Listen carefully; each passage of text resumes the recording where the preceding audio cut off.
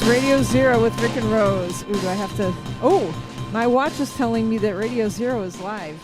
Governor Pritzker's friends also follow this. Friday, August 1st, 2025. Yeah. Sorry. I'm still fading here. Yeah. We're live streaming on Facebook on the Radio Zero page and Poster Children page, on Twitch at PCJCUSA, and on the Poster Children YouTube channel. You can also catch us non-linearly. No, is that right? Yeah, asynchronously. Asynchronously. Anytime you catch us, we're going to be non-linear. That's right. Asynchronously. Subscribe to the podcast. Apple Podcasts, Spotify, Warmongering, Death Machine, Spotify, or you can go to RadioZero.us. Follow us using RSS, an open source. That's really old school, isn't it? Communication tool. But we're going to go straight to you're going to have to check us out in the library, like in the card catalog. The cassettes under audio books, audio radio. You can subscribe to the podcast. Oh, nope, the wrong one. You can patronize us at patreon.com/RadioZero. Thanks to all of our patrons. All right. What do you want to talk about? We went on a vacation. We saw Superman. And the funny thing is the whole vacation, I was like, can we see Superman tonight? When can we see Superman? And we were busy on the vacation. And then at the end, we saw Superman. And it was kind of a denouement, I think they say, in Superman language. And we saw it here, not on vacation. Yeah, I wonder if that would have been better. And then there's movies, movies on vacation. I do remember that. That was a treat, right? You saw Star Wars on vacation, right? Yes. Yeah, that's the thing. That's why I figured it wasn't, it may not be as good as the people, like, people are like, it's fantastic. You got to see it. And I'm like, oh my God. And then every time I see like the little insert for it or whatever, they're like, he's there with the dog. And I'm like, Superman you're talking about. Yeah, Superman with the dog. And then I'm like, if it's that good, you don't need a dog. Like every time I saw the thing, I was like, I don't know. Oh, my mom says, hey, Mom. Hopefully Mom, you can tell us what you want us to talk about, and maybe we'll talk about it. So so where were you when you saw Star Wars? And this would be in 1977. Yeah, my mom took us to see Star Wars in Canada. Can you move the microphone up just a little bit? Yeah, because you adjusted it so that too you low. And then now you're going to be you wander. You wander off mic. Okay, sorry. We were in Canada, I believe, and I didn't want to see it. And my mom was like, "We're seeing it." And I remember sitting there and not like I wouldn't look at it at the screen. I was I was a terrible child. I wouldn't look at the screen. I was so stubborn. And I was like, I don't like science fiction. And I would have been like, what, 1977? I was 10. And I remember like by the end, like I remember just like fully opening my eyes, like at the end when Luke Skywalker's like going down the trough, and I was like, oh my God, I hope he it was like a moment just like at the end of the first Karate Kid, where like it's a knockout moment. It's one of those movies. Those movies must have like a, I was thinking about this earlier today because somebody was, or earlier this week because somebody was talking about Iron Man 2, like not Iron Man 2, but Iron Man. Those movies that like slap you right at the end. You're like, oh my God, that was so good. I had to sit through 2 hours of that, but like the ending is so good, I'd do it again. Was this before you had glasses? Yes. But you could see the movie. Yeah, I could see it. I could see, I know. I keep taking these I haven't decided whether or not I need the glasses on right now or not. I'm not talking about now. I was talking about because there was a period of time, right, where you couldn't see. Yeah, that's not why I wasn't watching the movie though. It was being like I didn't want to go see it, and we probably had to wait in line too. And then I saw it a million times after that. But Star Wars has nothing to do with Superman. What were you doing in Canada? I feel like we were there for something. My dad was doing a dental conference. And I don't know if my mom is still listening. She can type in there and say say why we were in Canada, but 50 years ago. Yeah, yeah, I know. If you can remember. So Yeah. it was like a vacation. Your dad went to a conference and I feel like that had to have been Yeah, it, right? Because why would we conference go? vacation. Yeah, I don't know why we would go to Canada. It's cold there. My family goes on vacation to warm places. my family never went on a conference vacation. My dad went to Germany a couple times, and then there was the time my mom went with, And then left you at the cousin's left house. us, but also at a house during like at lunchtime and after school. We'd go to this house down the street from the school. It was like a daycare almost. It was like somebody who took care of kids, and then my uncle would come and pick us up, after work. Do you know how long that was? It felt like months. Yeah. I think it was probably 2 weeks, maybe. We went on tour too. You remember? We went on tour and left our kids here with Alex and the XO. Remember that? Yeah. Yeah. Didn't take them the first time. Would have been easy to take them though, because the second time when we took them, they were just on their phones the whole time. Yeah. Yeah. Anyway, all right. Superman. I mean, should we talk about Superman first before we go into our vacation? I think we were talking about it, but we should stop, talk about something No, else. yeah, and it's then come probably back. not correct. Well, can you think of any other movies though that have that like bang right at the end?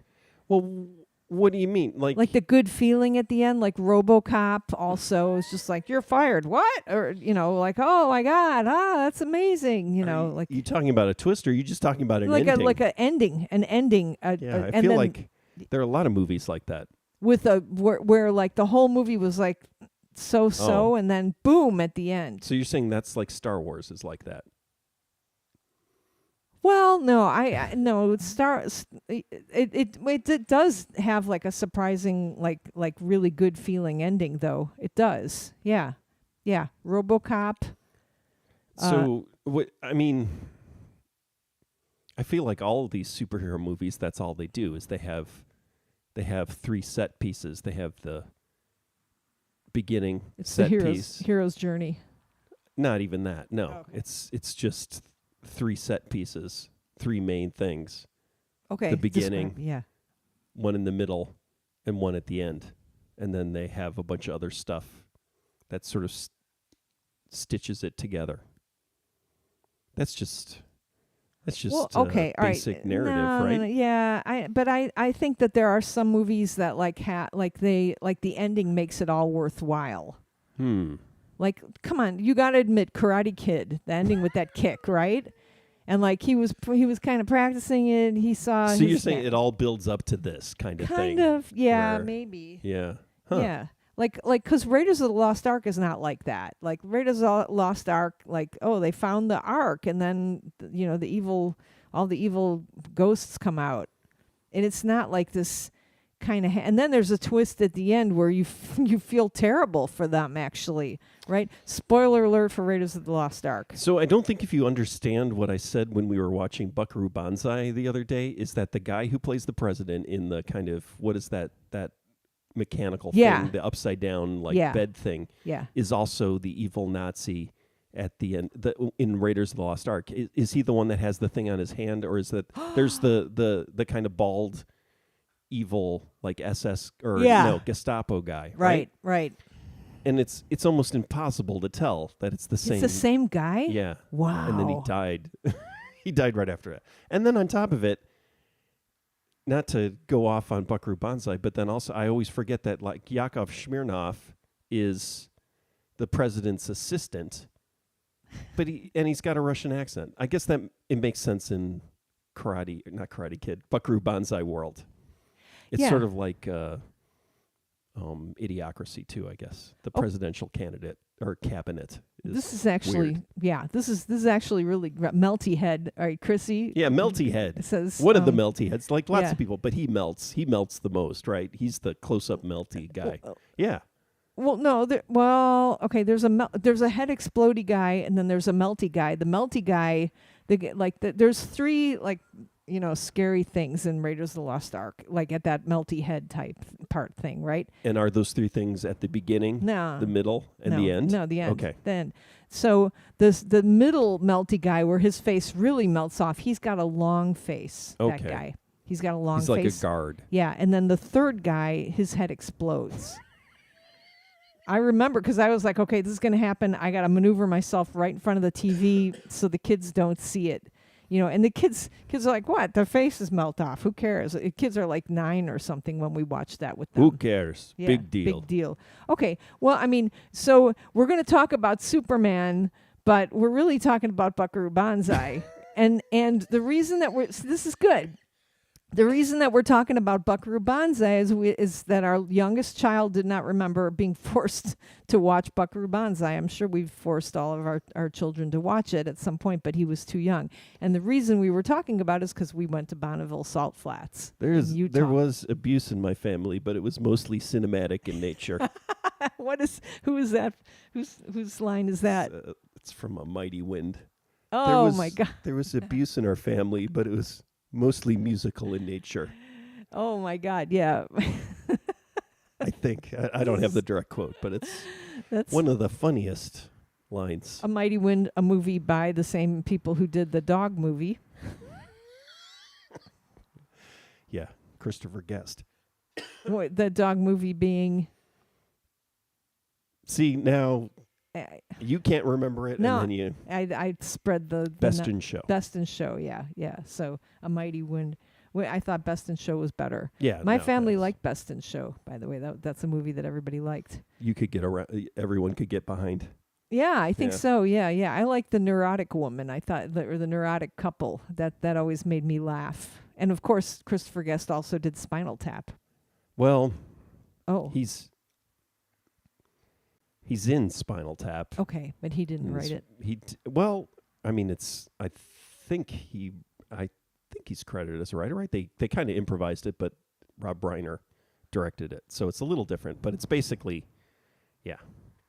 Okay, so the end. Here we go. Here's a perfect example. Like, take the ending of RoboCop / Karate Kid / I can't think of another, like Iron Man. Okay. / not Superman, because I don't remember the ending of it, and then compare it to the ending of Buckaroo Banzai. Like, ending, like, what's the ending of Buckaroo Banzai? I don't even remember it. Do you remember it? Well, they're running out of money, right? So that's kind of more like Apocalypse Now. I'm trying to remember there's a book in here somewhere. They're in the bivouac. Uh-huh. Yeah, so they're in the warehouse. Yeah. And then they rescue Penny. Right. Peggy. Right. Penny. Yes, Buckaroo Banzai was not directed by Terry Gilliam. It was directed by W.D. Richter, who that's his biggest claim. Well, no, he also wrote the 1979 Invasion of the Body Snatchers. The best part of Buckaroo Banzai That was a question. That was a question that came up. Sorry. Oh, okay. Yeah, no, I see it. So it is not Terry Gilliam. Yes, Chrissy. So the best part, I believe, of Buckaroo Banzai is the first 15 minutes of it. And like, there's like a battle in space, right? They're up. Yeah. Buckaroo and John Wharton. What John is he? What's the good John? They're in the ship and they're he's getting John. Now I can't remember John. Let's just call him John Lithgow, right? Okay. What was his name? Worfen. John Worfen, right? John Worfen. Yeah. Actually, it is nuts. He doesn't escape. Actually, what does happen? Boy, I don't even remember. Right. Maybe we'll have to watch it again. But it was like Star Wars.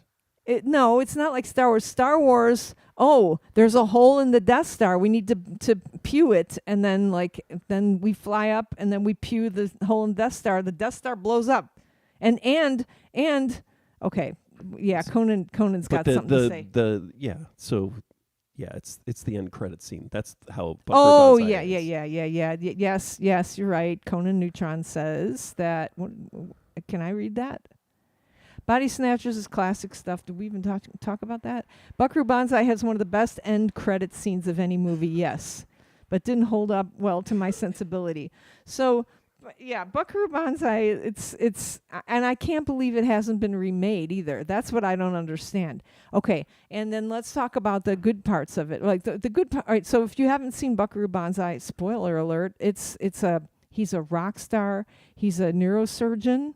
What else is he? He's a physicist, right? And he's a intergalactic crime fighter, right? And what could be better than that? And it's Peter Weller. Wait, did I say that right? Yeah. Okay, that's not the same as the Jams. Paul Weller. Paul Weller, yeah. That would be exciting. I would watch that. Fuck you. Yeah, Paul Weller. He'd be like smoking. Yeah, exactly. Well, he's quit. I think. Oh. Is that true? Oh yeah. I feel like think you Paul said Weller that. finally quit smoking, like after 40 years or something. Wow. He looks like a skeleton, like the ad for, like I seem to remember. Oh no, our kid has a picture that is it a Van Gogh? What painting is it of the skeleton smoking? That's not Van Gogh. I don't know. Is it the Scream? No, I don't That's remember.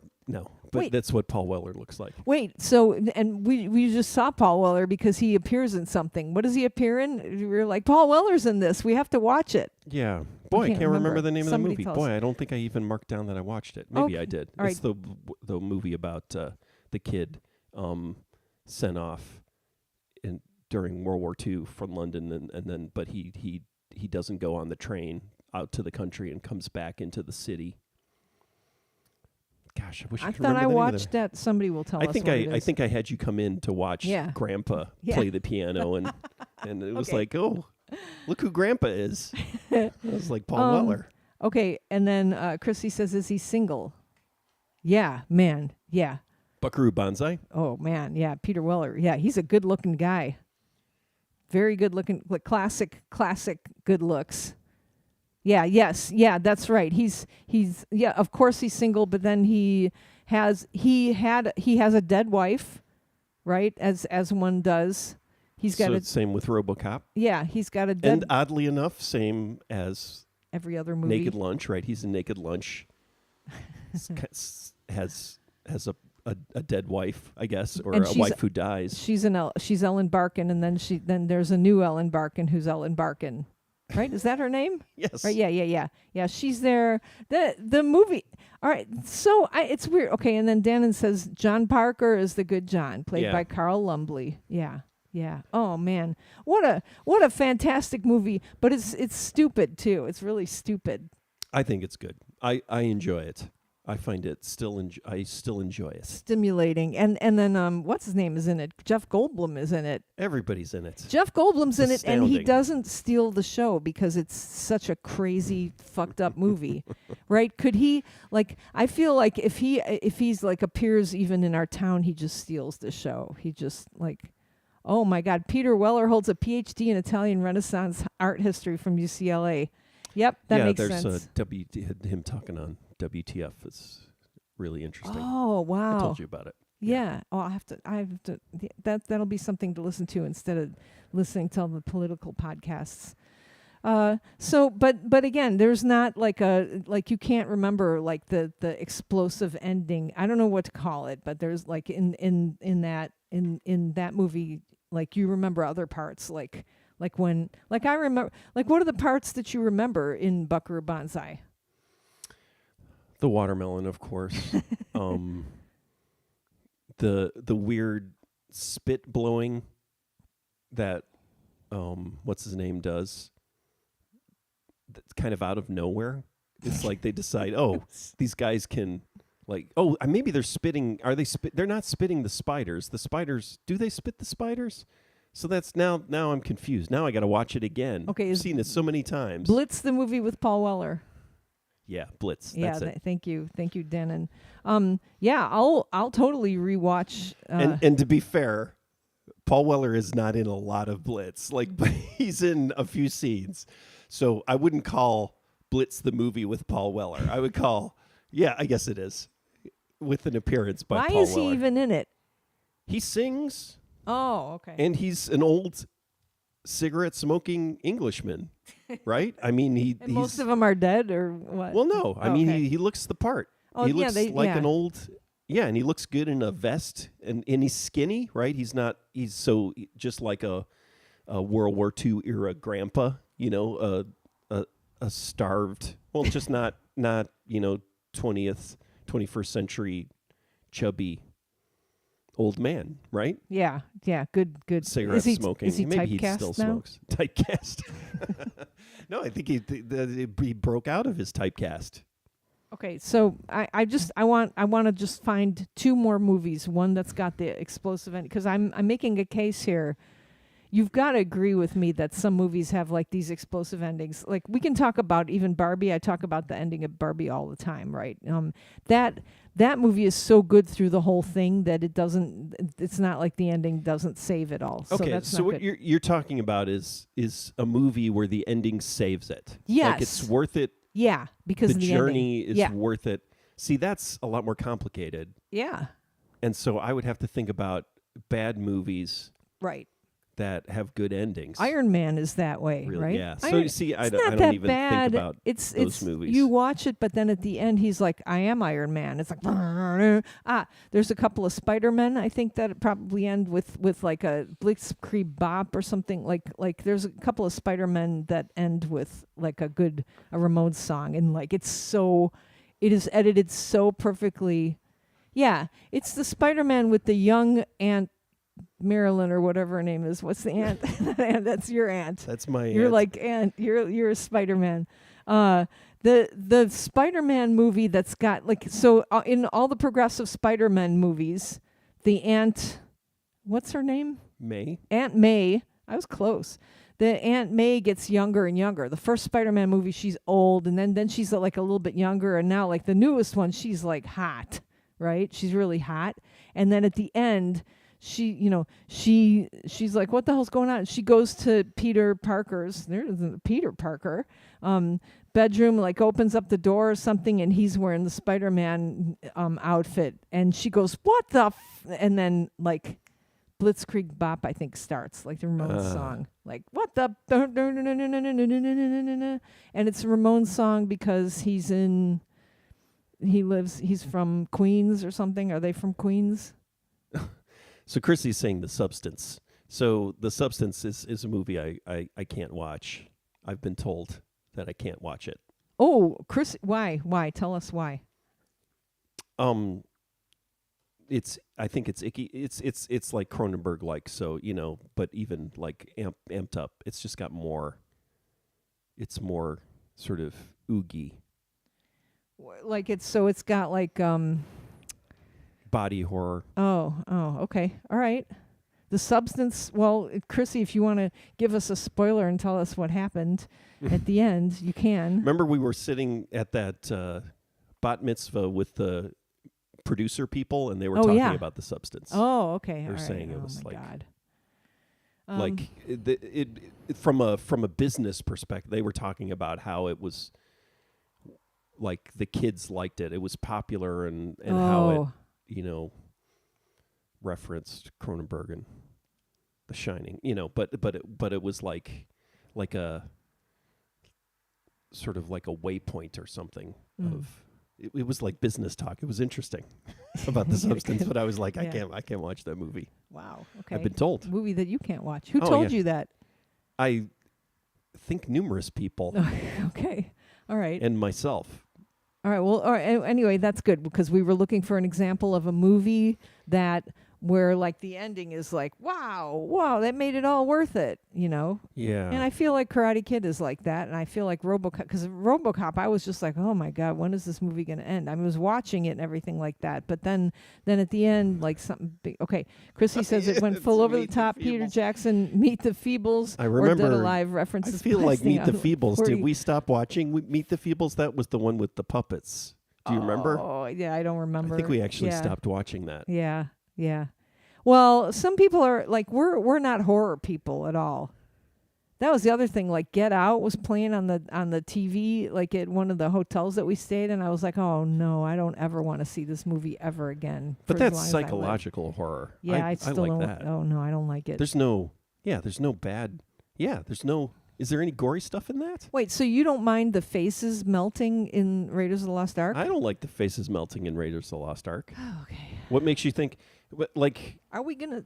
you know what I didn't really What? like was I didn't like what's the next one with the eating the monkey brains? Yeah, I thought that was kind of funny. And well, also that's the movie that's like invented the PG-13, right? Because somebody put their hand and pulled out a heart. 2001: A Space Odyssey. Yeah. That's definitely a movie. The ending does not make it. Rick is falling off his seat. I don't know. Yeah. That's great. Yeah, that's total opposite.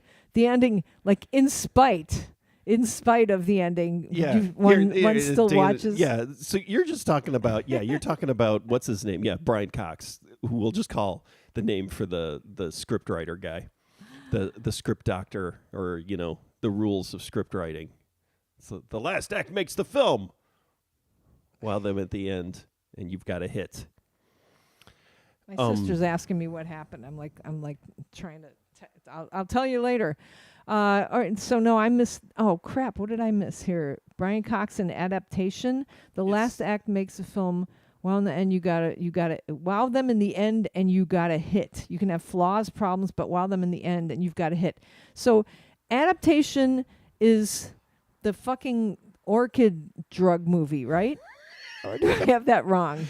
I mean, it's supposed to be, but that's not. Yeah, that's not what I wouldn't say that's what it's about. Wait, and Brian Cox is He plays what's his name, McKee. There's a guy. There's this guy who like is the guru of script writing, right?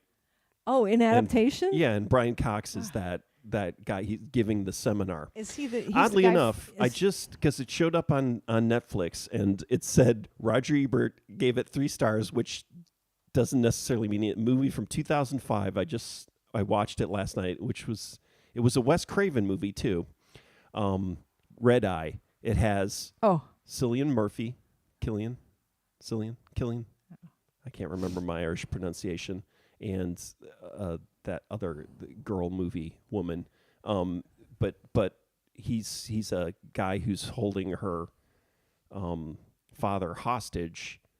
Well, his organization, while she's on a plane. She's on a plane with him. Oh, yeah, anyways, Brian Cox is the father, but it's like Brian Cox with his hair dyed. It's also 20 years ago, but it's like weird, like young, like not. So when Brian Cox is, so like 10 years earlier, Brian Cox is, or 20 years earlier, he's Hannibal Lecter. And he doesn't seem young in Brian Cox is Hannibal Lecter? In Manhunter. And he doesn't seem, my memory of that is he doesn't seem young. But then in this movie from 2005, he seems really young, but I guess he's supposed to be a 50-year-old dad. That's why it's me, an old man looking at, but it's weird. It just seems weird. Brian Cox, he's got like short hair and a goatee, but not evil. He's like more like, yeah, that's what's weird about it. It was just interesting. Speaking of Brian Cox. Yeah, I had to look him up because I couldn't remember the Succession. So he's the McDonald's guy. Just remember. That I don't remember either. You don't remember like every time you hear a McDonald's ad? Oh, he goes ba-da-ba-ba-ba. He's the voice of McDonald's. He's been the voice of McDonald's. Does he say ba-da-ba-ba-ba? He does. It's so... Oh, my God. So to me, Succession is like the gold standard of TV shows just because you and Graham like it so much. Right, and I watched the whole thing and liked it too. It's like it's the Star Wars of that generation. Yeah. Yeah. No, but yeah, I guess I don't know. Yeah. It's what everything else will be judged upon, and it's a TV series. And I'm trying to remember. So yeah, Bag Boy, Dairy King.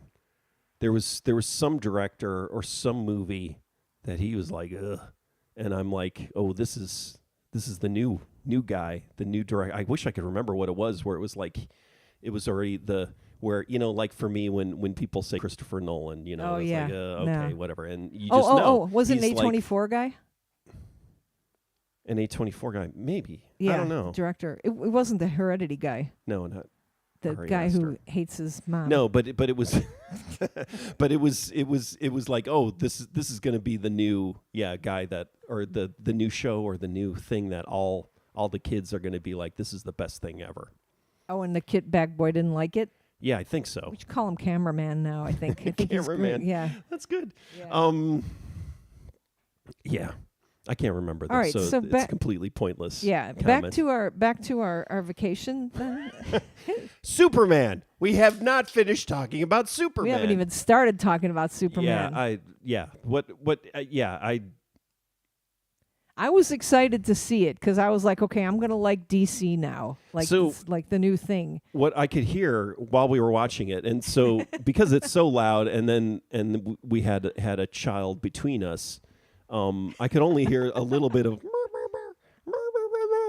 Was But that what me? was in the Oh, I was laughing. no, it was, and then it was like, oh, it was like for the first half hour is like, apparently it was like a person you've actually touched and I met. danced the horror with Mrs. Maisel. And you're like, I could hear in the background during the whole every time she'd come on screen, and then after the movie's that over, bat mitzvah it that was you're like, talking about. Yeah, after the movie, you were like, I finally had to look her up. And I kept fucking asking wasted. you. I wasted It's 45 like minutes of talking. the fucking movie wondering if that was Mrs. That's gotta be, because I was like, is that Mrs. Maisel? And the middle child, the child in the middle, he goes, no. I'm like, how is it not? It looks like her. I danced the horror with her. She's got small hands. Small hands. It's got to. No, she really does have tiny That's about hands. that's She's the short only thing I too. remember from Austin Powers movie. I didn't find those movies that funny, but the small hands. So the marvelous Mrs. Maisel is what's Superman's Lois Lane? Yeah. Is that Lois Lane? Yeah. Yeah. Yeah. They're all alliterative. I can't, if I see somebody and I'm like, God, I actually know that person. I mean, it's good you didn't pull out your phone for a good 45 minutes. to yeah, look it up. was terrible. Yeah. Well, by the end, I was like, God damn it! I think I'm gonna the say, kid is wrong. Yeah, he also Superman didn't know. movie. Yeah, Superman movie. Yeah, you can take out your phone. That's exactly what I thought at that point. Like 45 minutes Like, in, I was like, I've had enough Look around of the this. theater. Everybody's got the laser in their face. Was there anybody else in the theater? There were like one other family in the theater when we saw it. Yeah, there were a good Were there a number of couple? people. Okay. Well, yeah, maybe not. So here's the thing. So I'm like, okay, this is going to be good. Plus it's James Gunn, right? Is that his name? James Gunn? Jamie Gunn? James Gunn. The director. Yes. And we prepped by watching Guardians of the Galaxy. Well, You did? I did with the child, with the young Interesting. child. Yeah, we were watching that, and he was like talking about how great this guy's movies are, and I'm like, yeah, they are really good. They're like, there's an extra little flavor in them. Like they're funny. They're good. You can watch them. They could be stupid. The story could be stupid, and then the jokes are funny enough. It's kind of like Ryan Johnson, like fucking. What's her name with the hair? Natasha Lyonne, right? It's like the it's like the stay That with me. woman with the hair. Poker face. You know, he always like injects some kind of. It's just entertaining. Like the landscape is entertaining, right? So I figured that's what was going to happen with the James Gunn movie. So like I was excited to like it. So I had actually had way too high hopes for a Superman movie. So it starts and the dog is there at the beginning. And I'm like, oh man, a dog is a crutch. Just like a wife. Okay, like the balloon movie, Up. Dead Wife's wife. got dead wife, dog, live dog. It's a crutch. Child in danger. Crutch. Pet, crutch. Yeah. The dog is a crutch. I didn't like the dog. I feel like dog is like second or third movie. You shouldn't have the dog. Yeah, You should yeah, go- yeah, But I yeah, guess yeah, there've been yeah. lots of Superman movies. Different. Yeah, but Dog is for a third movie. You Yeah. can't even do it in the second movie. The second dog. movie, yeah. It's the same as Iron Man. Okay, Iron Man 3. We brought the child out. There was a child. You bring out the dog or the live child for a man to interact with on a third movie. Okay, I'm sorry. Let's see. We've got some comments here. We've got lots of comments. Chrissy says, the new Superman, his good guy deal was consistent, so I was okay with it. If there had not been the scene with the squirrel, it would have been more hollow, like I needed that. The squirrel. He saves a squirrel. The dog or the... Oh, yeah. Superman saves us. And that's what this is the thing. This is Jamie E. Gunn. This is what I like about Superman. Oh, Conan's got a whole bunch of stuff here, too. Let me go through this. Conan says, Jaws, the shark literally explodes. Yeah, Jaws is maybe too good of a movie to be one of those movies where the ending saves it, I think. I was just like, oh my God, what's going to happen? What's going to happen? Oh, there's an old guy. Do I like him or not? I can't tell. It was very intriguing. Okay, back to the Jamie Gunn, to the Superman, okay? Okay. Yeah, I like a good guy. I love that. I'm into Ted Lasso. I think Superman's dumb. Like you think he's naive? Yeah. Or dumb like Trump. And we need to segue into Trump. Like we had a whole discussion on how stupid he is. I'm just saying it, but I'm trying to formulate what my problem is. But I like the Christopher Reeve Superman. I like the innocence of that. I had a 40-minute walk with our child. And we were he was trying to figure out why you like the Christopher Reeve movie. And he was like, because Christopher Reeve is such a star. And I'm like, I don't think Christopher Reeve is a star. All I know about him, other than he was Superman, is he got kicked by a horse, right? I don't know anything else about. Okay. There's the movie with Michael Caine. Mousetrap? Is it Mousetrap or is it... God, there are two Michael Caine movies with the kind of mysteries, the puzzle box movies. That speaking of Rian Johnson, right? So like Knives Out, but like there's Mousetrap and then there's Sleuth. Is that right? Yeah, I don't know. Anyways, got Peacemaker here by Josh. Josh says Peacemaker. And Chrissy says Mr. Handsome and Mr. Terrific also killed it. Yeah, the scene on the beach with the fighting. Oh, Lois in the bubble and the music all over it. That was fantastic. Yes, I agree. Yeah, I mean, it's a set piece, and that's the middle one, right? That was the middle one, right? Yeah. Yeah, I mean, so again, it's like, okay, great. And that's the thing, too, is like I watch these now, and it's all computer effects, buildings falling down. It's been 20, how many years of this now? I'm just so tired of it. Yeah, there's so much, like a little bit too much of the big monsters flying around cities and knocking them over. Yeah, and the big monsters always look the same too. And for Jamie Gunn, I think you get a different color monster. You get more like colorful, pastel-y kind of. You get the purple. Like there's always this purple. Yeah, there's that trend now. The funny monsters. Yeah. So Chrissy says both Christopher Reeves and the new Superman went to Juilliard, and then Dannon has Death Trap here. Yeah, Christopher Reeve's in Death Trap. Yeah, so I don't think Superman's dumb. I think he's like this naive. Here's the thing, like he's naive. I'm talking about the suit, like the idea, like the story of Superman. He's come from another planet. And in this time he's just so naive. He's kind of like Captain America, right? And he just wants to rescue everybody. And then when it started out, he's like rescuing squirrels and stuff. And I thought that was kind of funny. It was over the top. And then they did the thing with Israel. And Gaza, where like it's like, oh, are you gonna rescue the Israelis? Because that's complicated if you do that. That there was all that too. Like I don't understand why we're not talking more. I guess we are spending time talking about this. Like there was the whole Israel and Gaza thing. Well, do you think? I feel like it was probably more a Ukraine thing. But oh yeah, sure. That was and so I was thinking, and the guy who plays the prime minister, he was in Triangle of Sadness, and then I was like, okay, I like that movie. I don't like these shitty superhero movies. Triangle of Sadness was problematic, a little over the top, but like in a sort of social commentary way, I guess. I didn't see that movie. Yeah, it's good. He's great, and he's good. Yeah, the I was like, That who is this actor. crazy guy? Yeah. And it's like, oh yeah, he's the oligarch in Well- Triangle of Sadness. So you liked the previous Superman because of its innocence?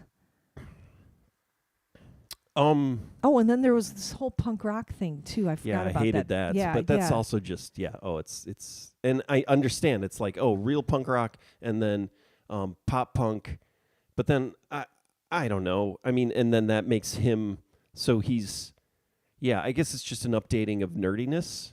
Yeah. And that's the thing is like all of this. So the whole fabric of nerddom, right, has mainstreamed. And so even comic books, right? And so Right. then not even comics, so comic books. And so then you've got this comic book character, and then nerddom now is, or it's like co-opted by the and system. it's not even that he's a nerd. It's like Yeah. goody two shoes, and it's like pop punk. It represents that. I didn't like that. No, it doesn't represent that. Right? Oh no, oh it does. Right. I forgot about that. Pop punk. So that's the thing now. I remember that Kidder, Margot Kidder, right? The Lois Lane in the Christopher Reeve movie was smoking. And that's why, and that was like, she's got like a flaw. She smokes, and she's like harried and stuff like that. And he's like this man of steel and stuff. And he takes her out, like they go flying around and she can't believe it and stuff like that. And he tells her, Lois, you shouldn't smoke. I think I remember that, put that out or something like that. Yeah, I mean, and it's like, also okay. so 40-year-old movie, right? Yeah, 40-plus-year-old Yeah. movie. And so in at that time, I don't know. I of its time, I liked it, and also I was 10 or 12 when I saw it. So that's completely different. Now this movie, I don't know. As an adult, and not a man child, I guess it's like I don't know. I just. I feel like I'm just tired of these movies. I may need to see it again. I feel like it was undercooked. That's what I feel like. I feel like actually the tonally, the clash in the tone. I don't think that kind of Guardians of the Galaxy humor meshed. Like, so I did kind of like Guardians of the Galaxy. I like that better. Yeah. I mean, out of all of these atrocious superhero movies that we've been plagued with for decades now. God damn it. These movies that, have the big the punch boom bang bang, right? Or boom boom punch, whatever they are. Yeah. Right? All of these movies.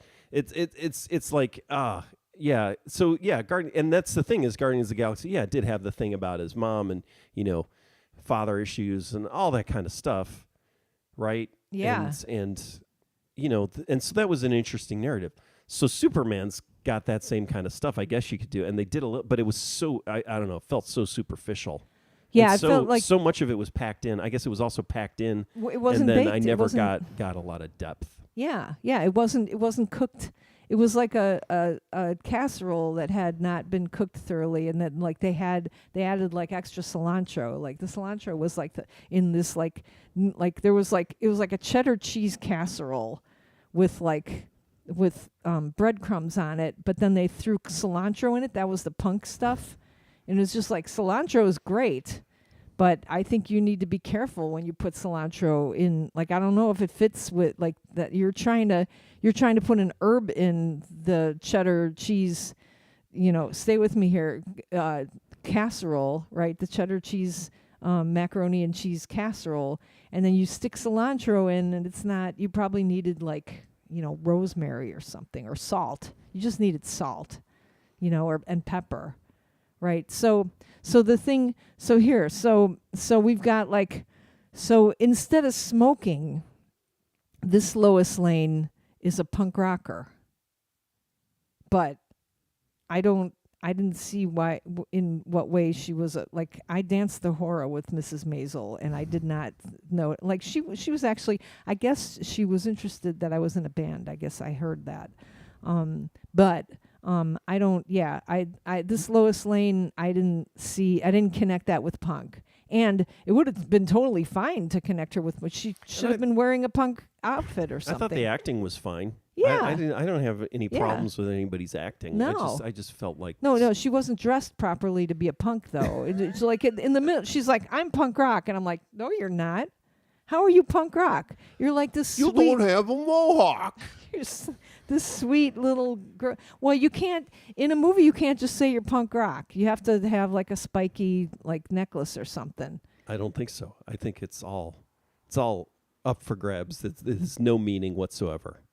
Oh, that's your critique, is that like now that nerdism has been normalized, that like, yeah, I'm punk rock. Also, yeah, yeah. punk rock even. Yeah, whatever. All right. Well, best and coolates. House spell. Oh, culottes? Oh, is that you said culottes? No, I don't. I don't. Vest and culottes. Oh yeah. Oh. Did you get Auto-corrected. Did you get it autocorrect? Yeah. I know. I like when she said she was punk rock. I was like, what? I like punk rock. Like it's completely meaningless and no, but she was removed punk from- rock, and then she found out that he was punk rock. He was pop punk. Yeah, so weird. Is it because we're punk rockers and then we were just like, how dare you use that? How dare you use so many layers yeah. of appropriate Jamie. or sort of cultural dilution. Yeah, cultural It's kind of appropriate. like find something else. Yeah. Have her smoke. Oh, okay. The Yeah. outfits. Yeah. Yeah.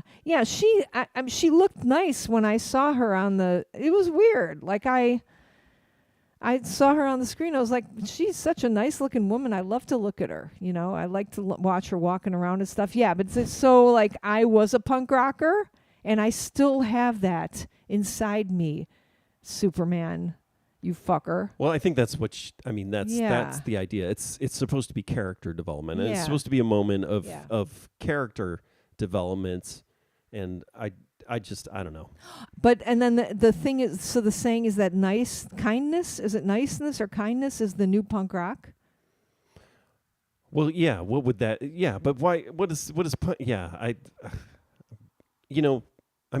let's go find the episode from 10 years ago, where complaining about the school in the grade school, they were saying rock star. Oh yeah, like yeah, kids yeah, were rock yeah, stars yeah. and You're stuff a like rock that. star. You're a rock It's the star. same thing. It's yeah, just yeah, like yeah, this. yeah. So I don't know. I don't know what a modern Superman would be without. Yeah, I don't know. I think you could just redo it again. Like they they redo will. every. There will be another one. There's a million Spider-Men. And Yeah. did you see the Spider-Man with all the Spider-Mens in it? I didn't. I don't think I saw that one. You should watch. It's Really? interesting. Yeah, Should yeah, I? Yeah. You should. I don't think I I love listening to you complain. I don't think it's good for me. All right. I don't think. I mean, there was a point. When watching the Superman, and it was like, okay, right, fine. I'm just kind of, accepting it, letting the river flow, Uh-huh. right? Not Good. fighting, letting it Good. flow Good. through me. Sounds like you've And been then doing at some some work. point, I said, I think I hate this movie. It's like I think I've lost, like I've been bludgeoned to the point where I can't. I had that feeling too. I like can't like the hate doesn't well up in me. Where Yeah. it was like, wow, I think this is bad. I think it's a cookie cutter, Lego block. Yeah. Yeah, Brian you- Coxon adaptation. Because I can never remember McKee's name. Let me ask you this: Scooter McKee. What's his name? Which is worse? Scoot McNairy. I get.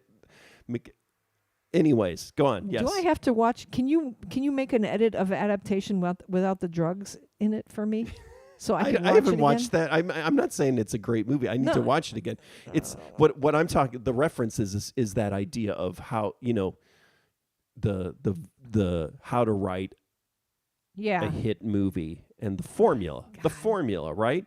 And my problem now is not. I mean, I think there are things that are non-formulaic about it. There were, but I do feel like, but About maybe Superman? it's just I've just hit the point. It's like me, like with music, where I can't listen I can't listen to music without dissecting it. Mm-hmm. Right. Yeah. And it's like and April. but I've always been. I think I've been that way with movies for my whole life. But yeah, it's like I don't know. I've got to take a screenshot of this. April Smith says, "If you need to announce that you are punk rock, you probably are not." That's awesome. It's true. Yeah. Here's my question to you. Did you hate this movie as much as you hated the what's his name who did Too Many Drugs movie that just came out with all the gold in it? Oh, you need to go on Letterboxd because you need to document these descriptions of movies. The problem is that somebody would know the name of the movie when they'd see the description. But what's amazing is Now. so I need to rewind that just to hear your description. The guy who did all the drugs. What was it? Too much pot and a lot of gold on the screen. Trump? It's not Trump. He's not a pot A smoker. lot of gold on the screen. I didn't say Adderall. A lot of gold. You mean like the color, the tint? I'm sorry, everyone. I think we're gonna have to cut. Movie. I think The Scorsese we might have to movie. cut this one off early. The new Scorsese movie. Oh, so you're not talking about Apocalypse Now? No. God, you Dennis didn't hate. Hopper. No. Martin Scorsese's new movie. Oh, The shitty movie. Creators of the National Moon. Yeah, whatever it was called. What was it called? Killers of the Flower No. Moon. Oh, no. The stupid. Was it his movie or was it a different movie? Who's the famous? Oh my God. Who? Wow. What? It I is. thought you were describing. Oh, not Martin Apocalypse- Scorsese. Fuck. Francis Ford Coppola. Oh, his new movie. Yes. Megalopolis. Jesus Christ. Okay. April says, by the way, was she wearing Doc Martens? Exactly. Put some fucking Doc Martens on the girl. Give That's me a all you break. needed to do. Did you? Did I like that movie? No, I know you hated that movie. I didn't Which hate movie it. did you hate more, Superman or Megalopolis? Compare and contrast the two. I don't think I can. I mean, I do feel like they're apples and oranges. Okay. Do you like apples better than? I'm right. One was like a mealy apple. too much pot. One was a really, bright, beautiful orange that had no flavor when you ate it. Oh, that was the new Jamie Gunn movie, or which one was that?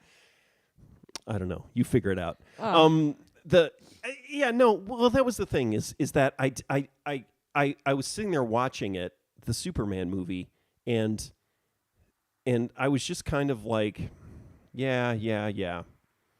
And then all of a sudden I had this feeling of like, wait a minute, I hate this. Like that It hasn't probably happened. happened. It probably happened when they were talking about punk rock. And there was an interesting thing. This is it's a little bit of a tangent, but it was Tom, America's Putty-Faced Everyman. Tom Hanks. Tom Hanks talking about his book, and he was talking about this director. I think is a character in his book. I have no idea. And then the idea that if you truly love movies, you find something good in every movie. And it was like, I do love watching movies, and I'm always watching and engaged, and even if it's a bad movie, I get something out of it, right? Or I feel like it. Yes. And this was a moment where it was all of a sudden like I'm thinking about it. I'm engaged with it because I'm like, Yeah, you were does very this make engaged with sense? it, right? Does this Yeah, make sense? yeah, And then, yeah. oh, now there's the CGI shit again, and Yeah. buildings falling over, and all Yeah. this stuff, and it's like, But you still found things to like in it, and if But you no, have such then a I had a moment where it was Yeah. like, wait a minute, I started getting mad at the movie. was it one of those I'm going to remember this on my deathbed, and I'm gonna be angry that I lost 2.5 hours of my life? I haven't gotten there yet, but Okay. I mean, I'm trying to think of other moments where I've watched a movie and I just start going, oh. You were offended. You were personally offended. Yeah, and I think what was interesting about it though is, it was just kind of like, wait a minute, I think I hate this. It's like I felt like I was maybe disconnected from my basic response, but I thought my way into it, I guess, into the hatred of it. Yeah. But by the end, I didn't hate it anymore. But it was like a moment where it was just like, ooh, I think I hate Why this. did he make that choice? Like, there was a couple of things where I was just like, oh my God, like I was like, and there's a scene where like they're talking, they're like having a fight or something, and like there's like a giant like it's like the world now has got like these evil monsters just happening, like there's this huge fight, like huge like monster fight going on in the back, and Lois is like, do you need to take care of that? And he's like, no, they've got it. Yeah. And I liked that a lot. It's funny. That's yeah, a Jamie that Gunn, was funny. Yeah, and it's a nice Oh. thing, nice piece. Yeah, I started off furious after Forrest Gump. We did Chrissy. too. We hated Yeah, that so movie. that's now that I think about it, that's a movie where I like I was starting to be like, but that was where it was like a visceral like, oh, I hate this and I hate this. Hated the message. Not even and the message, and then the use of the The use of what? the historical kind of context and Oh, kind of shoehorning in, and then the yeah. badly done eras, which is something that triggers me anyways. Oh yeah, yeah. Rick gets triggered if a song like, oh, let's say in Martin Scorsese movie, what is it? I can't remember. Goodfellas, Yeah, Goodfellas. one of his best films, right? Yeah. He's got a song moment that's just don't off. I don't like Rick gets- "Sunshine of Your Love" gets really playing mad. in a bar in 1971. Yeah, Chrissy, we hate Forrest Gump. Rick and I hate Forrest Gump. I think did I read the book? No, did I read the book? I hope not. Ugh. Oh, I hated it so much. April Smith says, in the 1990s, I went to a They Might Be Giants concert. They had a conga line and a mosh pit happening simultaneously. That's punk rock. Yes, it is, April. That is punk rock. Let me see if there's anything else. They Might Be Giants also is a great movie. Love that movie. That's a great movie. If you haven't seen it, it's got nothing to do with the band. Well, maybe they named I think they named themselves after the yeah. the I movie. feel I still if They Might Be Giants, I'm still the Big John guy. We played with them, I think in Milwaukee or something, and radio show. they wanted a shirt, and I for free, and I wouldn't give it to them, and I still feel really bad. Yeah, because that feel would have like been an free asshole. promo. No, I Coulda just worn I it feel on bad. Conan O'Brien. Could have worn it when you were doing Conan's. I see. Yeah. I would have been giving it to the Big John guy. Yeah. And he would have worn it on stage somewhere. Yeah. No. Could have changed the whole trajectory. Can you talk about trajectory the of the video band. that you made for Conan? No, not yet. Oh, okay. All right. That's I a can't surprise. believe we just spent all of this wandering through around talking about Superman. And well, we talked about a lot of different I movies. know, but yeah. it was just we didn't like talk about our vacation. So you So got the vacation. 2 minutes. All right. Well, in 2 minutes, what I decided that I wanted to go to Moab. That's on my bucket list, is to see those arches, and so I made the whole family come with me. We rented Literally, a car. like your bucket list is places I want to die of Yeah. heat exhaustion. Yeah, the heat doesn't affect me. The heat doesn't affect me until it does. No. Well, Yeah, Oh. the heat does affect you. yeah, I like it. It makes me happy. So it was kind of warm, but we did go. We drove to like Hayes. And it was there was so much driving. There was an insane amount of driving. So the first night, we drove forever, and we may have stopped a little bit too, like, and we shouldn't have. And then the next night we drove to Glenwood Springs or something. And we were going to go in the hot springs, and the hot springs, first of all, it's 100 degrees out, so it was kind of hot already. So actually, from what I heard, the hot springs would have been cooler. They would have cooled us off because it was hotter. The air was hotter.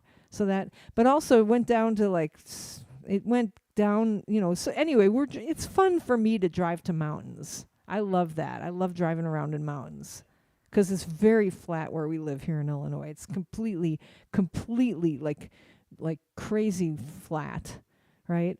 So we didn't end up going in the it's 110 in Phoenix by Dannon. Yeah, but it's a dry heat. So we didn't end up going in the hot springs. We just carried on our way and we went to Moab. And so we walked around the Arches National Park.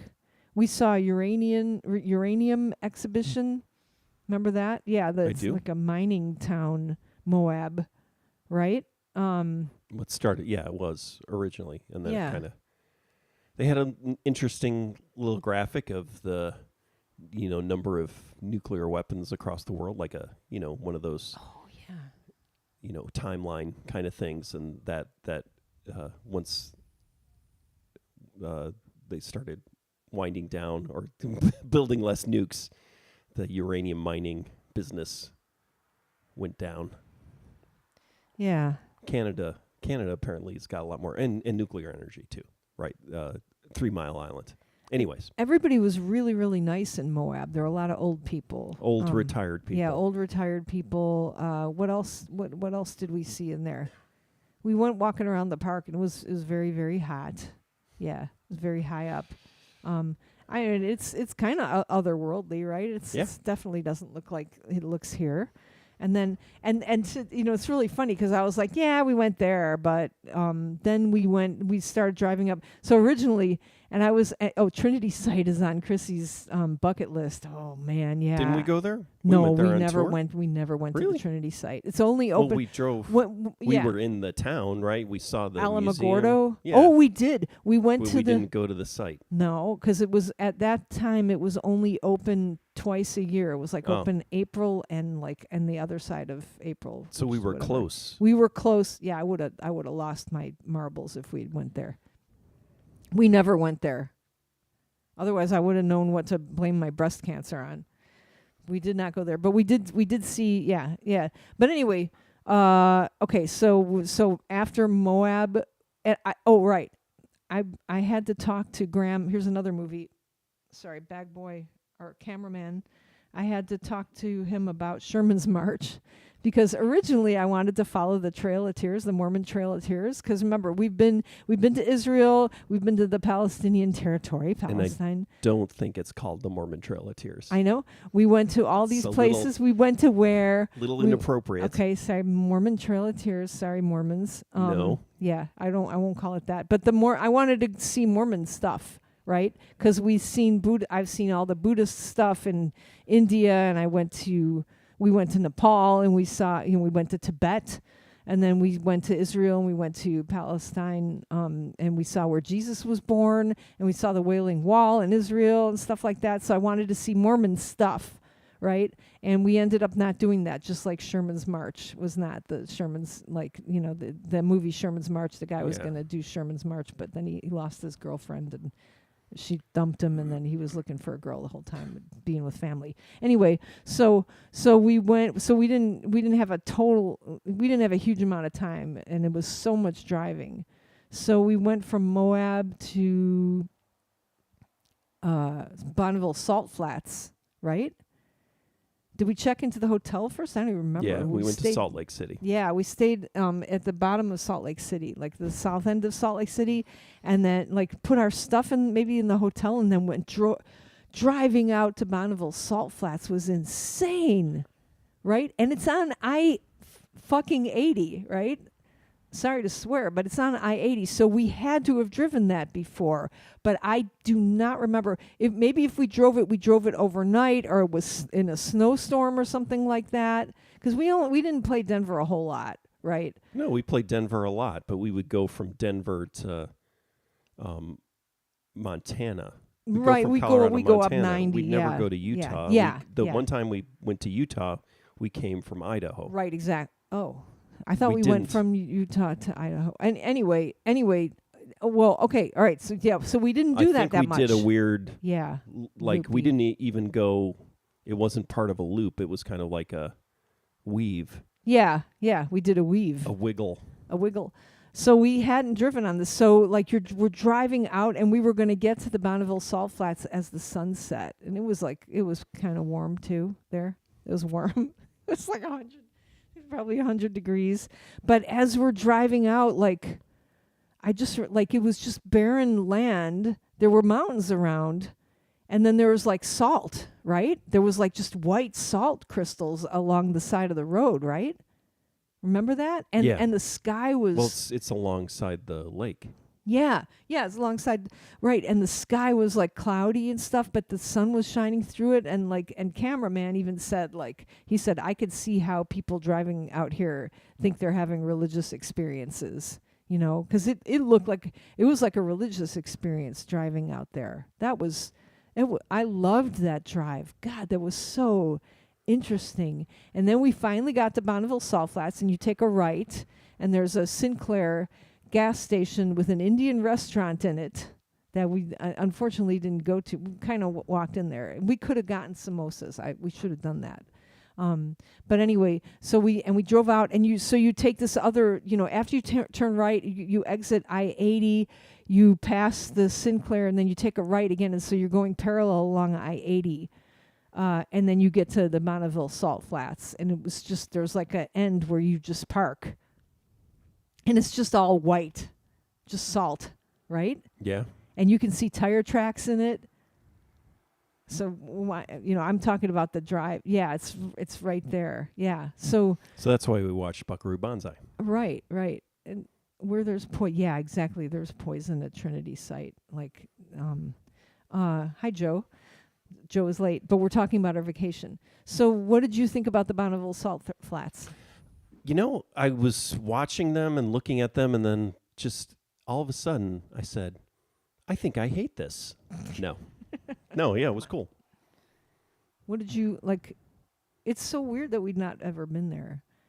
I don't know. You know what's really weird? Like I woke up in the middle of the night last night, and I was like, I think I want to go back there. Well, that happens every time we go somewhere. Oh, We're yeah. like, let's go back there. Yeah. Next year. Yeah, it was so cool. Like, where was it last year? Like, we had to go back. I can't remember. We went to Michigan. No, yeah, there was some other Detroit. place. Yeah, maybe that one wasn't. Yeah. Let's go back there. It's just flat and white, and you guys were like, guys are walking around with their cameras taking pictures of the flat white and the clouds and the sunset. But it was really, and there weren't a lot.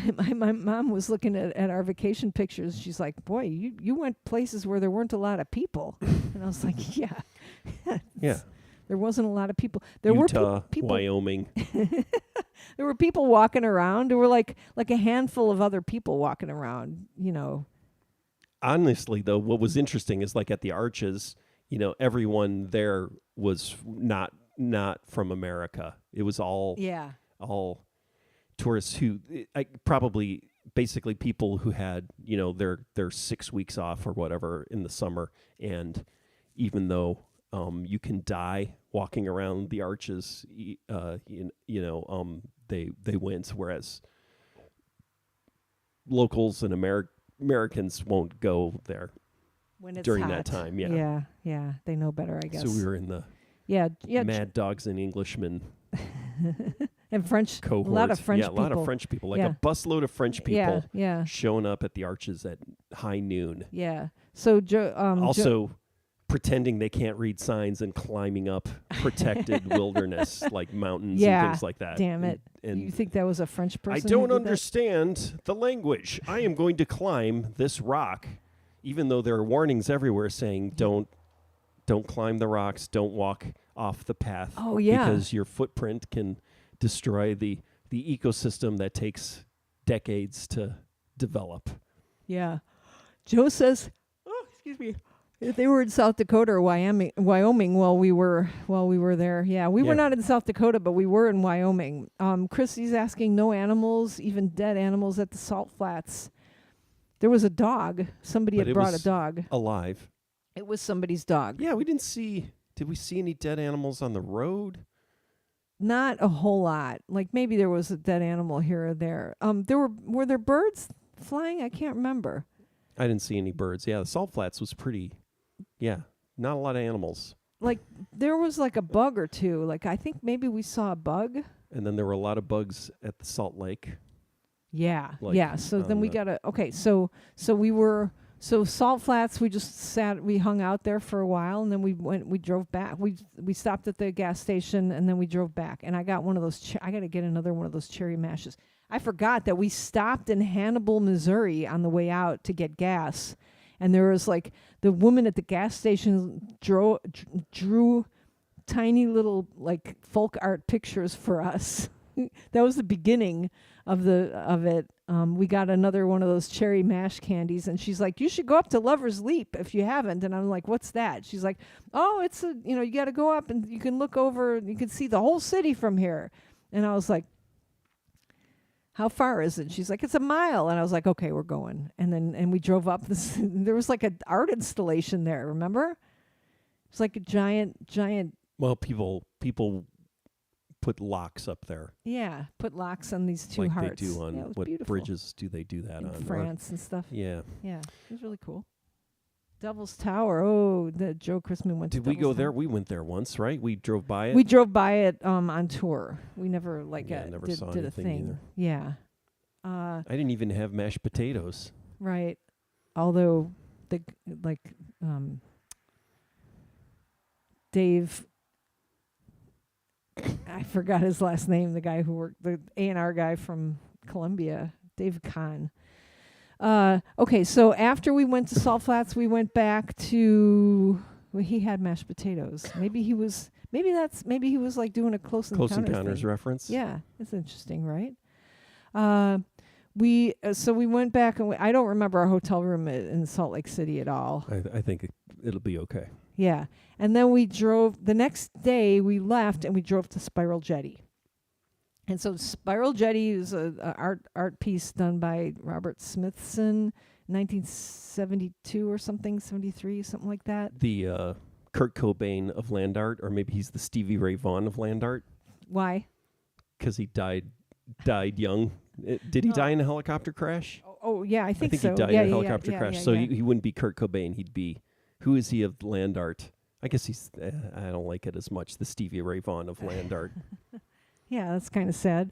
But so so that was a long drive too, and I was worried about the car. And so Spiral Jetty, you have to drive off the road. You have to do off-roading. Like it's not really it's off-roading. A road. It's a gravel road. We forgot about the drive too, that UTV. Totally forgot about that. Let's talk about Spiral Jetty though. Let's do a review of Spiral Jetty. So. And the artist on the way there, no right, toilet, no one toilet, star. on the route, at some point I pulled up a video just because I wanted to know more about it. I didn't research it beforehand at all. So I don't know if you learned anything, but I learned, the artist wanted it to be a journey to get there. He didn't want it to be easy. It's when he made it, it was partially submerged. Is that true? It was... Or fully submerged? Well, no, not fully submerged. Okay. Yeah, so that was the idea, is that it had water, but it was kind of coming up out of the water. Yeah. So it's built in the Salt Lake. It is made of, what are the rocks called? Do you remember? Basalt. Black. Basalt. Giant black rocks. It's a big spiral. It's how big would you say? It's big. Big as a house. Jetty-sized? Yeah, it's jetty-sized. It's big. Yeah, it's huge. But you can walk it. It'd take a minute. Well, you can to walk it the now whole thing. because, yeah. Yeah. So the thing is, it was submerged. So the lake did sort of consume it. What, in the 80s? I guess. And then, but since 2000, the lake has receded substantially. Now it's just in the, it's in the sand. Just sitting in the sand. These black rocks jutting out, and that people and Robert Smithson was okay with that, I think, or he knew it was going to change anyway, is what the interviewer said. It's the whole point of land art, right? Yeah, it's going to be, but it's epic. But it's part of the. And she had said that she had canoed along it or something like that. She'd canoed it, and there was pink water, she said. And I was like, what? So pink against the black stones and the white crystals. And I was like, oh, my God, And then I had read a review that said that you could walk out to the water, to the pink, you could walk out, on the Salt Lake or something. And I was like, oh my God. And when we got to it, it was completely, just completely on the land. Like you could not see water anywhere. Right. So we went walking around there. We walked around through the spiral jetty. And of course, cameraman just went walking off past the spiral. And I was like, he's going to die. This is like the second time. I feared for our lives like 3 times on that vacation. Like, and I maybe I'm getting old or something, but I watched as he like got smaller and smaller. And I was like staring at him, like waiting for his little inch figure to like, do the 90 degrees, like fall. And then we'd have to run out to get him. And there's no way to call him because the self-service actually stopped finally when we got there. So nobody had self-service. And so then watching, and he just was not coming back. And then I saw him like bend over, and he had like a camera, and you guys kept taking pictures. So I was like, okay, I'm going out after him. I'll die too with my child. And so as I kept this is how I felt. I don't know how you felt, but as I was walking, and then like the ground started to get a little wet. There were like some wet spots in the ground, and I was like, "Oh my God, I'm going to maybe get to see a little bit of water." And then there was like a patch of salt crystals on the ground, and then there was a patch of pink.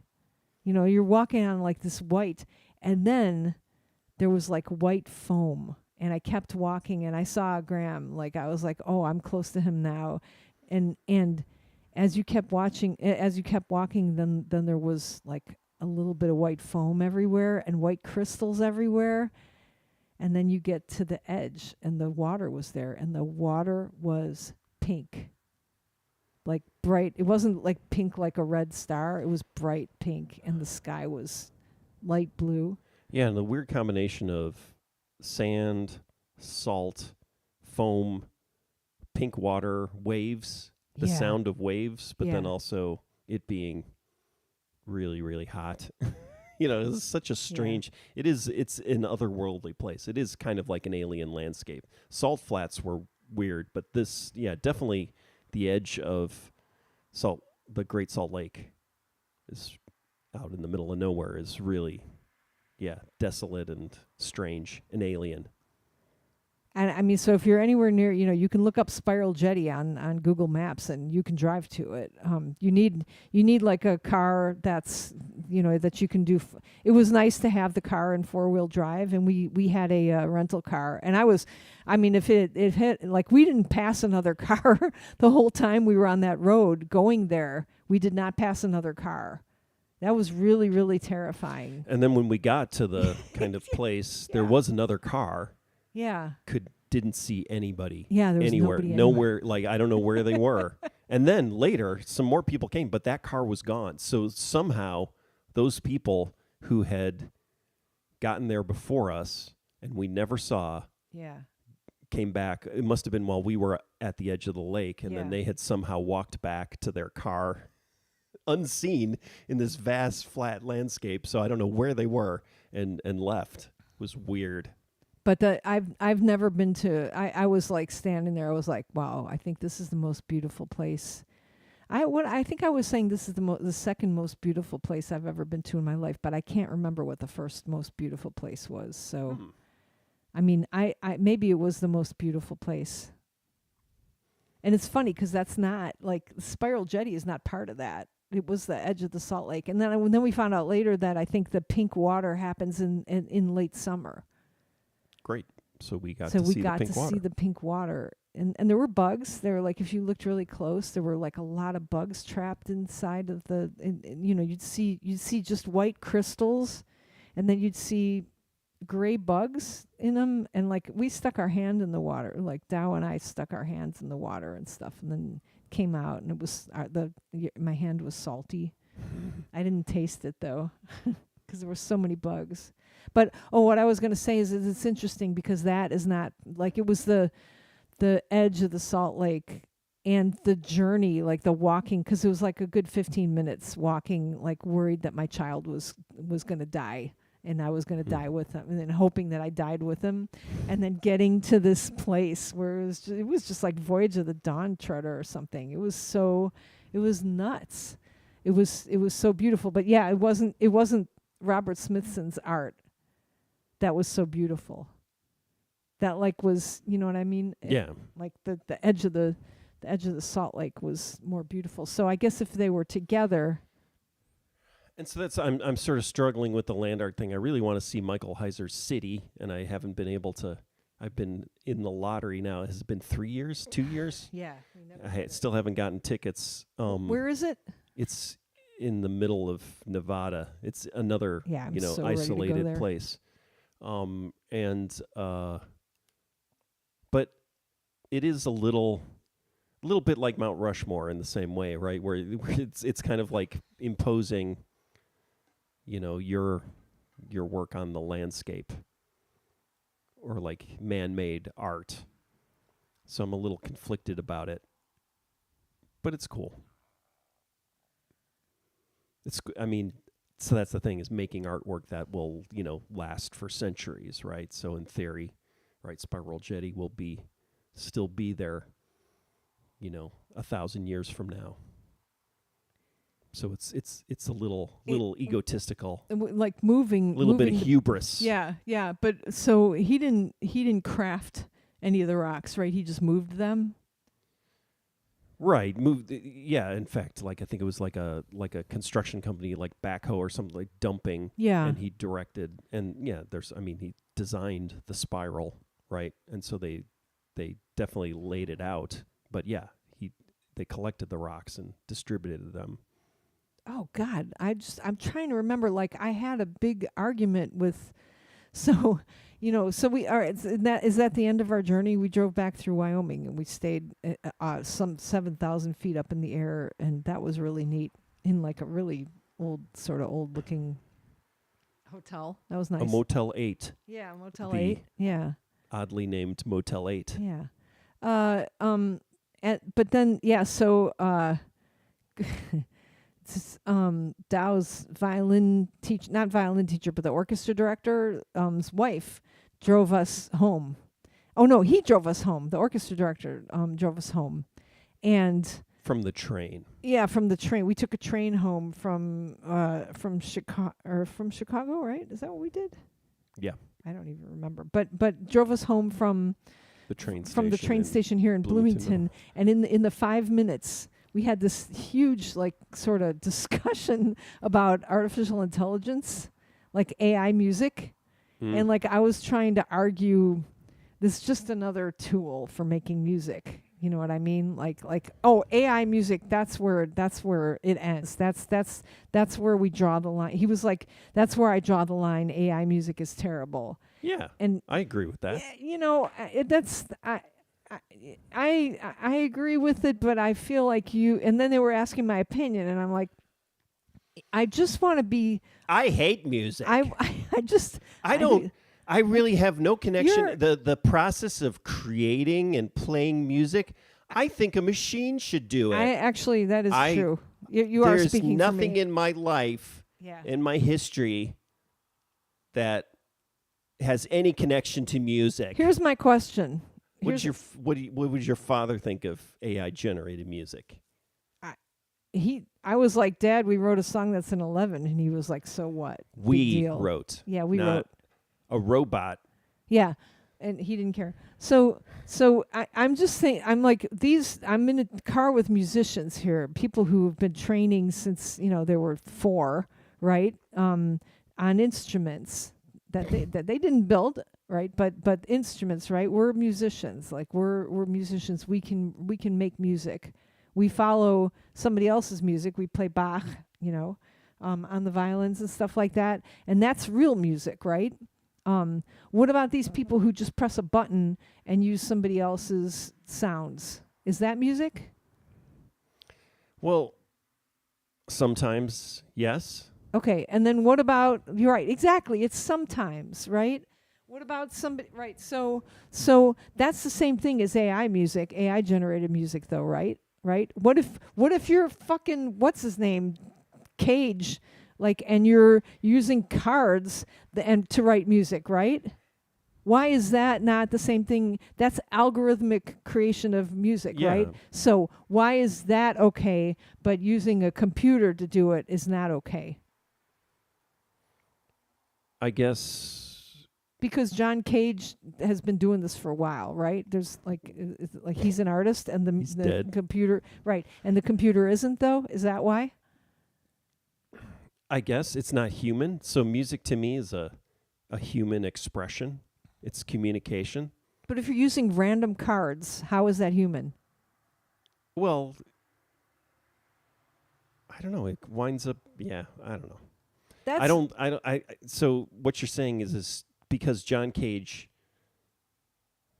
is music. It's fine for AI generated music. No, I don't. I mean, I'm saying. I guess what I'm saying is that it's really, really complicated. I didn't have an answer yet, and now I think my answer would be. And my answer is that like you got to watch out where you draw a line and say something's not music, because somebody's going to cross it and make music with it. Yeah, Somebody's, that's my whole thing, is that like I'm so old now that like just paint splotches on a canvas, that's not art. And you're taking a picture that with your finger, that's not art.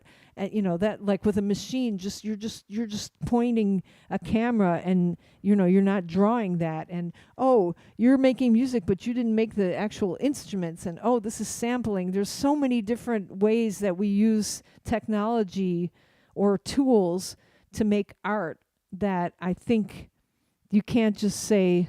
I think if you just draw the line at, oh no, algorithmic, computer created art, that's not AI generated art, that's not, or music, that's not Well, music. what is the purpose of music?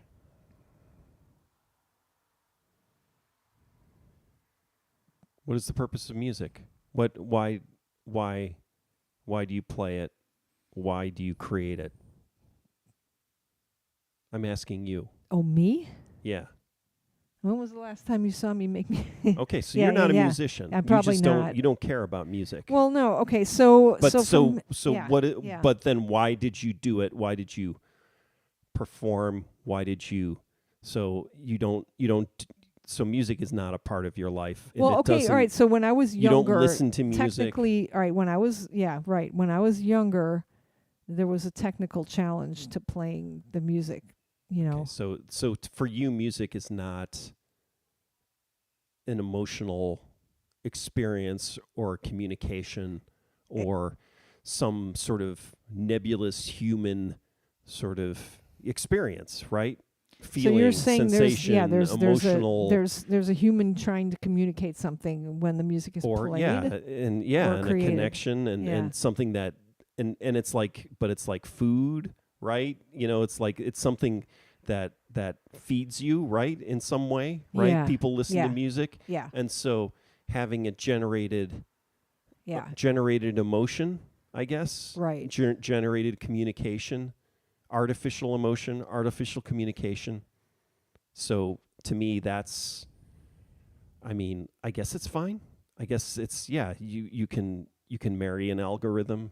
You And can I don't think I mean you I can don't want all to of say that your- it's fine. I'm just worried that it could be argued. I'm just exploring where it could be argued against is all, I guess. yeah.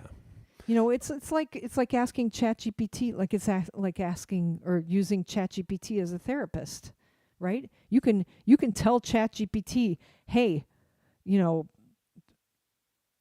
a person I know has offended the hell out of me. I'm very upset. I'm very sad. What do I do? And it'll give you it'll go through all the answers that have been written in Reddit on the internet and all of its books that it has, the large language model, and will give you the answer to what you should do. And it'll it's skewed towards making you happy too. Yeah, it's basically boils down to a soul. So there's is humanity and the soul, is it just an algorithm, a construct, a system, Yeah. So you're saying it's the same thing. It doesn't matter. It's I'm not, like I'm not saying the I'm robot, trying to figure out if it can. generated. I want you to, just like you proved to me that God exists like 30 years ago. And you don't believe it, but you proved it to me. I want you to put a safety net around so I can safely say, yes, all AI music is not music. Yeah, I mean, I guess it's just a virtualization. It's an like, so just in the same way music is a more primitive form of communication, just like language, right? That as it gets more virtualized, things get virtualized, and so it's just being virtualized. And so, is it any different? And then it's back to the brain in the vat. Like, we could all be brains in vats, right? But that's the thing, is we're all brains in vats anyways, right? We're all having this simulated experience of the world, and so through our nervous system, and so this artificial generation of it.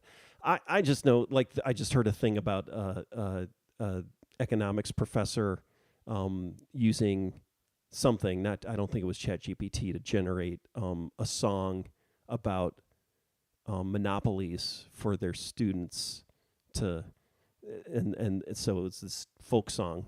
Yeah. Somebody singing a folk song. Yeah. So totally generated about monopolies without saying the word monopoly, and then using it to ask the students, oh, what is this person singing about? And it's a way to communicate, right? A way to give people information. And I was just like, that's gross. I feel like it's gross, and listening to this gross, folk pop song, that people already make stuff like that's already shitty, music, but it's like, okay, now it's artificially generated. Oh, Tom Lehrer died. Yeah, Tom Lehrer. So thinking about Tom Lehrer, it's like, oh yeah, so I guess you could have a generated Tom Lehrer, right?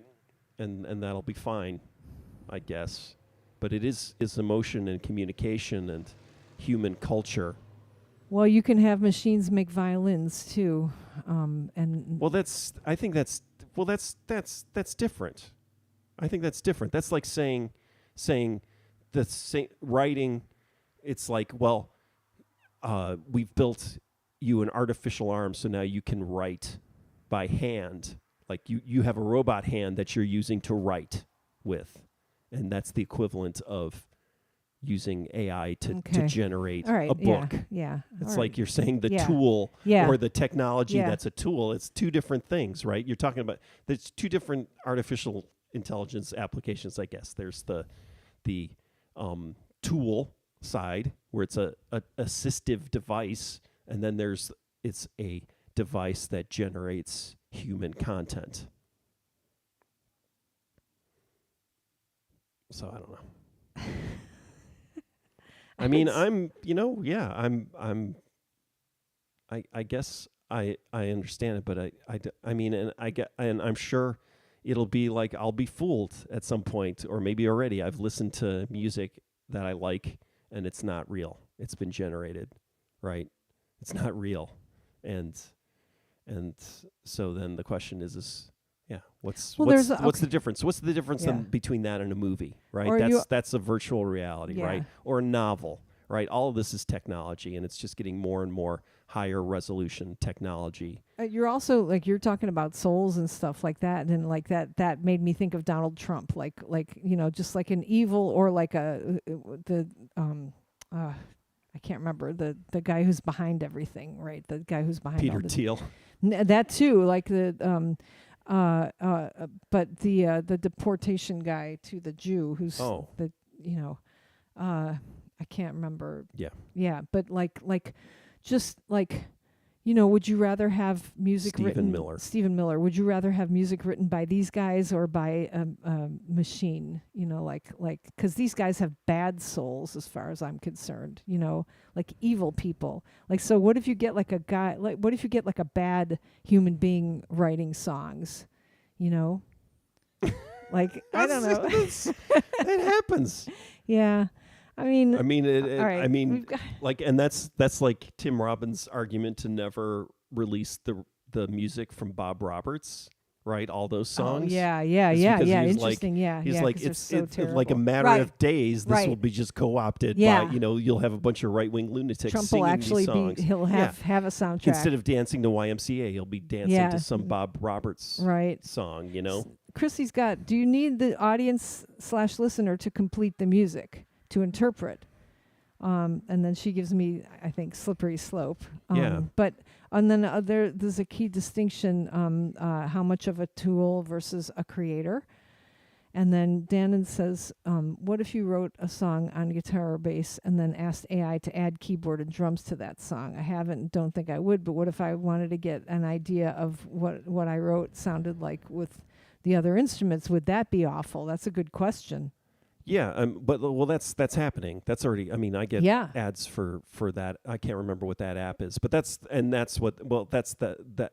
I mean, that band that showed up last that's month, right? right? Yeah. That was completely generated. But there's also you can put in your rough sketch and flesh it out. Yeah, and so people are going to do that, and that's I mean, you talk about samples, you talk about player pianos, you talk about the. I've got the little box with the little drum, accompaniment, the old console organs, that would play the drum and keyboard accompaniment, right? And you do, right? I mean, all that stuff, yeah.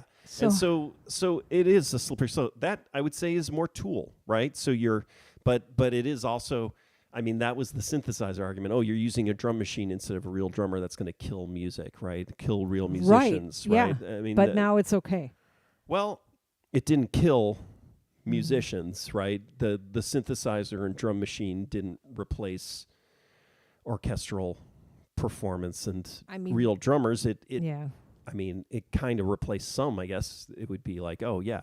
This is, here's my question: how many notes have to be made by the human? 50%. So it's basically like some sort of toxic,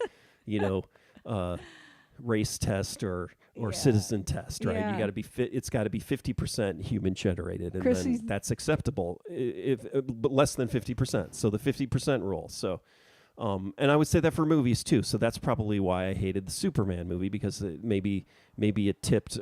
I mean, watching all these movies where it's like more than 50% is generated, CGI generated, right? Even though it's generated by humans, they're using tools, but it's like, oh, it's too much. And it's not enough human in the mix here. Chrissy pulls the Hitler's art card out.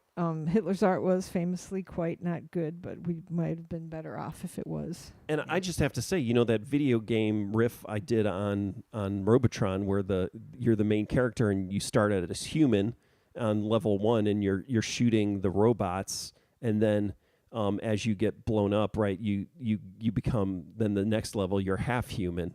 Right, and then you have to start shooting, or sometimes what is it? The robots and the humans go after you, and then you get killed, and then by the third phase, right, you're all robot, and then you're killing humans, right? It's like how much of you is you, right? It's like where do you draw the line?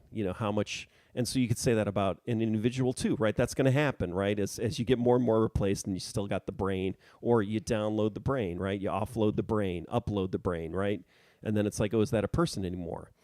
And so, yeah, like that boat. Is that like, and then that's where it all spins off into the shrine, right? In Japan, Issei shrine, right? Where they rebuild it every 20 years, and it's 1,000-year-old shrine, or 2,000-year-old shrine, but they rebuild it every 20 years, and so it exists, but it's not 1,000 years old. So like, yeah, with people too, it's like it's going to be all of this, and then is it just all going to be us?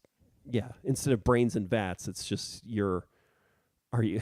Well, then there's what was that? Charles Burns. I remember one of his drawings or comics. It had a whole bunch of billionaires with like their heads sewn on to little baby bodies. Wow. It was like a weird sci-fi, like 50s sci-fi thing. Kind of like the dog with the human head on it in Mars Attacks, right? That same idea, but it was just these rich guys sewn to babies' bodies, right? Which is similar to the Peter Thiel thing, right? Getting the baby blood or whatever. transfusions. All right. I was just thinking that all of this stuff, like this kind of just goes back to like going to see the art that was made by the tractor, the land art. But then what blew the art out of the water, literally was walking to the edge of the Salt Lake, and seeing that was like that, like totally eclipsed the Robert Smithson But what piece. brought us to that place, right? Was the Robert Smithson was the place. art, you know, Right, and yeah. so that's again. Yeah. I mean, that would be the argument that's what, you know, that's one of the reasons. What, you know, art is supposed to somehow, you know, bring you to some sort of epiphany or place or experience or emotion, right? Yeah. And so, I guess the question is that fine to get that kind of emotion from an algorithm owned by one of the 5 billionaires that are going to be running our planet,